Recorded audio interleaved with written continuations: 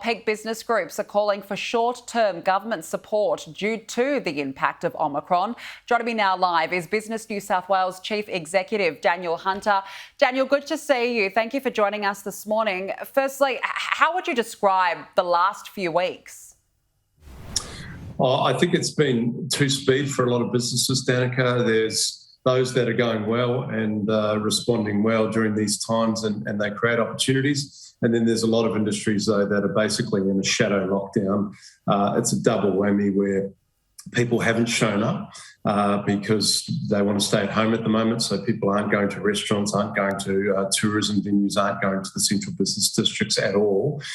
And then the second part of that is obviously the staff shortages. The staff shortages going into this were critical already. And now with the isolation requirements and people with up to 30% of their staff being stood down, as you just said on the intro, there's a lot of problems out there with those staff shortages.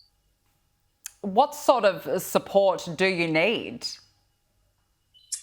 Well, I think there's a few things. I think we could, this is a little bit left field, we're not talking about it too much, but I think we could access some of our people that are on support, like pension support, and allow them to come back into the workforce, for example, and do more hours without affecting their support.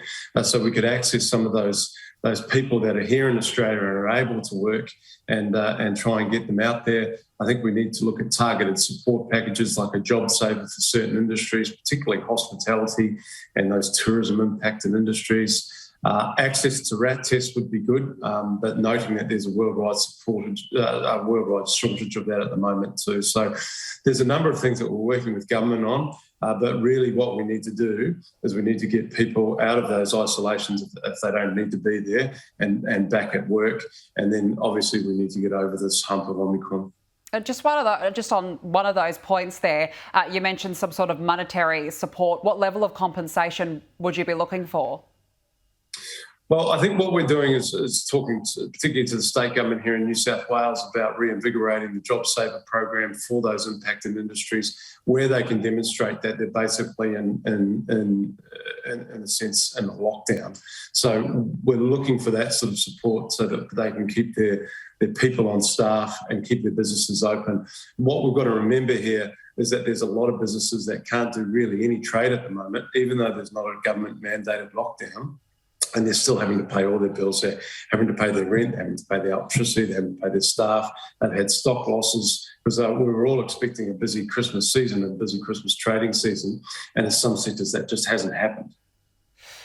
Right now, New South Wales and Queensland are forging ahead with a plan whereby supply chain industry workers, if they're deemed a close contact, as long as they're asymptomatic and return negative on a rapid antigen test, they can return to work. Should the same principle be rolled out to business?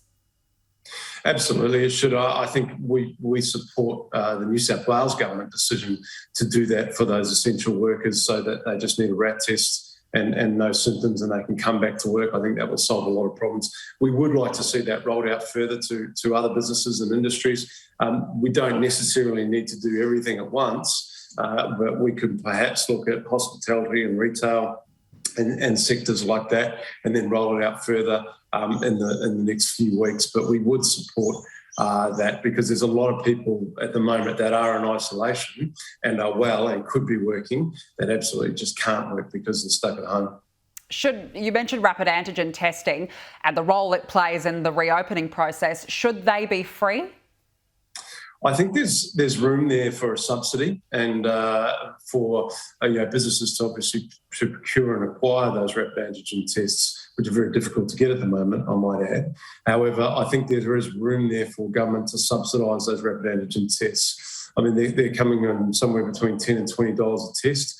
You know, if you're a small retail store and you've got 5 or 6 people on staff, you're paying $60 to $100 a day just to get the people to come into work, and it can really add up. So I think there's room there for a government subsidy, and that's what we're in active talks with the government on.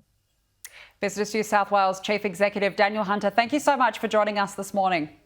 Thanks, Danica.